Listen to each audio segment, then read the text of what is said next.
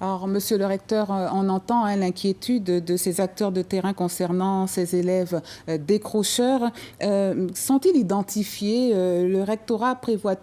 Comment le rectorat prévoit-il de les ramener vers l'école? C'est une excellente question, madame. Déjà, je veux rectifier quelque chose. Nous, on évalue à 20% à peu près des élèves qui sont en risque de décrochage. Je ne sais pas où la personne qui faisait le reportage a trouvé ces 40%. Mais ce qui est certain, c'est que nous allons mettre le paquet sur ces élèves décrocheurs et même sur l'ensemble des élèves pour consolider leurs connaissances acquises.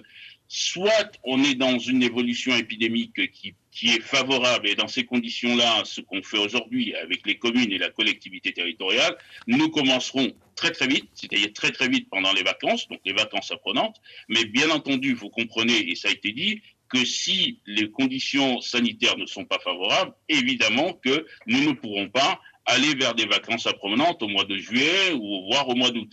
Et en fonction de cela, on a une deuxième option, une option qui est déjà calée et qui est déjà intégrée par l'ensemble de la communauté éducative et notamment par les enseignants et les chefs d'établissement, c'est d'utiliser la période entre septembre et les vacances de la Toussaint pour que ce ne soit pas une période de pédagogie standard, comme on a fait toutes les années précédentes. Ce sera une période de pédagogie qui permettra de faire du soutien, de l'accompagnement et de ramener les élèves à un niveau de connaissances qui leur permet de continuer l'année. Donc on a toutes les marges et toutes les modalités seront mises en place, soit on fait des vacances apprenantes, si les conditions sanitaires nous le permettent, soit on utilise la période de septembre, la rentrée, le mois d'octobre, pour évaluer le niveau des élèves qui sont revenus et puis mettre en place toutes les mesures et toutes les mesures d'accompagnement et toutes les mesures de soutien. Donc, nous sommes préparés pour cela. J'ai demandé à mes chefs d'établissement aujourd'hui du second degré de réfléchir dans ces deux options-là.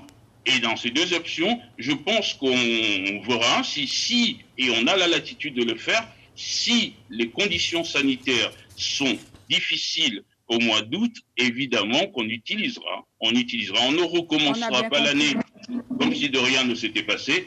On mettra évidemment tout ce qu'il faut pour accompagner nos élèves qui ont ce risque de décrochage, et en plus, et je vais terminer là-dessus, un risque de décrochage qui n'est jamais de leur fait, c'est souvent pour des raisons sociales, c'est souvent pour des raisons d'isolement géographique, et donc ils souffrent comme ça de triples inégalités, de triples inéquités qu'il faut absolument qu'on arrive à résoudre. Merci. Merci, monsieur le recteur. Et bien sûr, c'est un sujet que nous suivrons pendant les vacances, puisqu'on suppose que les réunions se poursuivront pour préparer justement cette rentrée. Suivez l'info sur Guyana Première, télé, radio et Internet.